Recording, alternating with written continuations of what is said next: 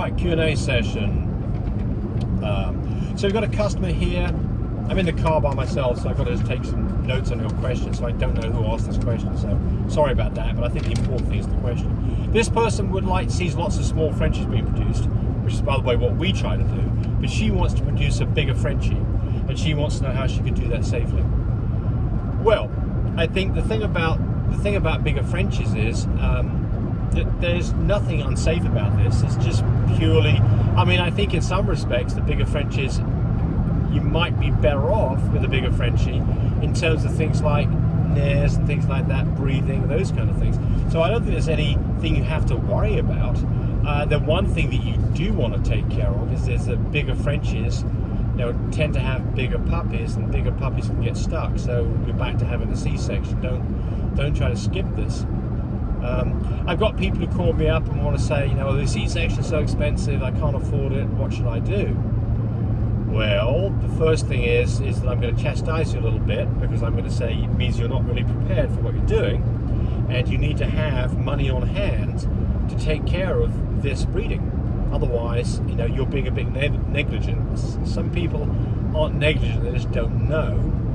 So, what you can do is, first off, I advise you, if you're having a Frenchie or a dog that normally is born, puppies are normally born by C-section, is you do your homework, go do some finding out what vets are around, make some phone calls, find out what their prices are, because I can tell you this, the prices are absolutely all over the place.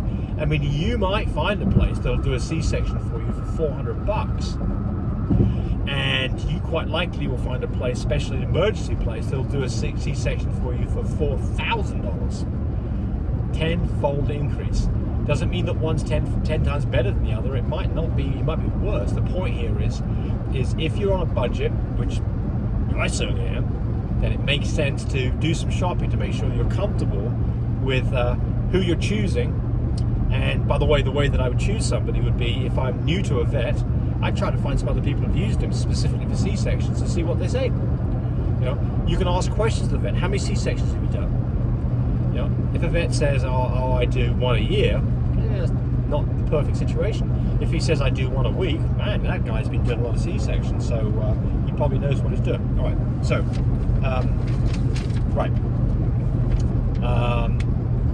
all right, so this person has got a husky, and he or she has tried to breed this dog 2 times unsuccessfully. They had not been doing progesterone level testing, so this time they did. And they started breeding on a progesterone level of 13, and then they bred the dog again, I think 2 days later, and they want to know whether or not they did it correctly. Maybe. What you didn't do, and what you should do, is you want to do more progesterone tests to make sure that the dog's progesterone level is going up, and you've got something close to a 20 to stop breeding that dog, because you can have a prolonged or a split heat where you think you're in the right place, you got a progesterone level of 13, you'd think that would be fine, which in most cases it would be, but if you did another PG test, you'd find that the dog would drop back down to a 9, in which case you probably need to breed again. You need to wait till the numbers are up. So that's it. Now there'll be people who will say, oh look, a dog whose PG level is 13, it's ovulated already. It's got to have ovulated. You're wrong. I can tell you, because I know this from experience. I quite frequently see dogs where we are, at levels that are 10 or 11 or maybe higher, and we then go do another subsequent test to find out the dog's stalled out. So it can happen. The general opinion would be, if a dog is ovulated on an IDEX machine, would be a 5, something between a 5 and a 10. That dog would be ready to be bred in 2 days. That's true 90% of the time. 10% of the time, you get caught with your trousers down. So I always, personally with my dogs, do another progesterone test when I think I'm finished, to make sure those numbers have stayed elevated and they're at the high end of where I want to be, or higher than where I want to be to breed that dog. And that, by the way, is a great reason to have a progesterone machine, because one missed litter, you could pay for the progesterone machine. So I'm a firm believer in having a progesterone machine. And Going to the vet to have this done is expensive, time-consuming, and exposes your dogs to potentially other sick dogs, and people can make mistakes. So I like to have control of the process. So for that reason, I highly recommend that you get a progesterone machine. And I didn't learn that lesson until I've been breeding for some 15 years before I figured this out. So maybe you could be smarter than me, figure this out sooner. I tell you, it helps you with timing whelp too. That's another place where you can make huge mistakes. Have control of this process can save you from having taking puppies early, which can be disastrous, or getting it wrong and having puppies born in the middle of the night when you're not ready for them. All right.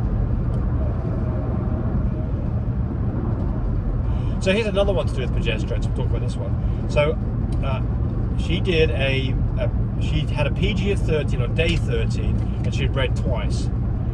And now, after she's finished that, her dog is showing a lot of interest. Male dog is showing a lot of interest in her that wasn't before. Back to the same thing, right? You need to do another PG test to find out whether or not she's still that. If her progesterone level is sub 20, breed her again. Absolutely. So we're back to the same thing as the previous question. You really don't quite know what's going on. And in most cases, you'll be fine. But in this case, you might not be. Somebody's asking about the video that we did on dew claws, and they're saying, why only the front dew claws? Because those are typically the only dew claws that are on a puppy. I think some larger breeds might have dew claws in the back. Remove them too, absolutely. So, what is the reason for removing dew claws? I remove dew claws fundamentally because to me they don't serve any purpose. Dogs can get their dew claws hung up on things. They can get them hung up on things like bedding and stuff like that, and can rip a dew claw out. And I then use the dew claws. I remove them between day 3 and day 5, and I send those off for my DNA test. It makes that part of that whole process simple as well. But that's not the fundamental reason for removing dew claws. The fundamental reason is that dog can get hung up on them, and my dogs, they're not dogs that need dew claws, and so those dew claws can be removed, and it's very, very easy to do, and it's really almost completely painless. Now I'm going to get some of you say it's horrific and you shouldn't do it. I think that there are a few things that the AKC says that you can do on any dog without affecting your show viability. Dew claws is one of them. Of course, on some dogs we dock tails and do ears, and things like Doberman pinchers. Those are quite acceptable by AKC to have in the show ring. Other breeds, they're not. So docking of tails and ears on French Bulldog would not be what would be considered the right thing to do. Dew claws are a problem. Nobody should get upset about that, in my opinion. Somebody's asking about how long you should leave the splint on to fix a hematoma of the ear. So this is a situation where a dog's ear has probably been shaking his head, he's bust a blood vessel in his ear's all puffed up. You've watched my video, you've drained the ear at the bottom, you've got all the blood out, you've then taken a cylindrical object, you've taped it hard around the ear to stop the blood filling it back up. How long do you leave that on for? Well, the answer to this is, normally it's going to come off within a couple of days. And then you get to look at it, and if it's fallen off and it hasn't filled up with blood, probably fine. If it just came off, pay attention to it. If it starts to fill up with blood, immediately tape it back up. So, how long is it going to take? Depends on how quickly you get to this. Typically a couple of days, maybe 3 or 4 days will take care of it. Might take a week or longer. So it just depends on how long it's been filled up with blood. If you leave it too long filled up with blood, then it develops scar tissue and you get this cabbage ear, and you're probably not going to fix it. It's probably the blood's going to dry up inside the ear is going to all crinkle up, have like a boxer's ear. I say boxer, I mean that kind of boxer or boxer's ear, and I don't think you're going to get anything done about that. I think you're too late. So you honestly, I don't think you can go too long on this. And you're not, I mean, I guess you could cut off blood circulation, but I've never seen that happen, so I've never had a problem with this. Somebody's asking about the best prenatal vitamins, and she was worried. She thought some of them she'd read about could cause birth defects, and then she had a dog that had a low calcium level, and she was concerned about that. All right, so I think that any quality brand name manufacturer of vitamins is fine.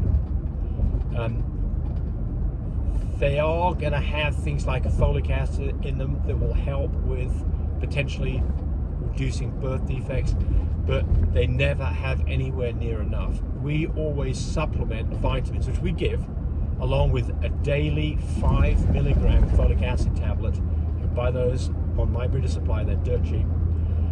We recommend giving those one every day from when you AI until whelp. As far as the calcium level is concerned, that's a rather different thing. I've got videos on, what's the right word for it? Hyperclampsia. I've got videos on hyperclampsia. So hyperclampsia is where you get a dog that has low calcium and it can really get in trouble. Symptoms of hyperclampsia would be a dog that starts wigging out on you, starts to have the shakes and the shivers, got behavioral changes. If you don't recognize this and get their calcium back up, these dogs can really get in trouble. They can die over it, and they can certainly not be good mothers.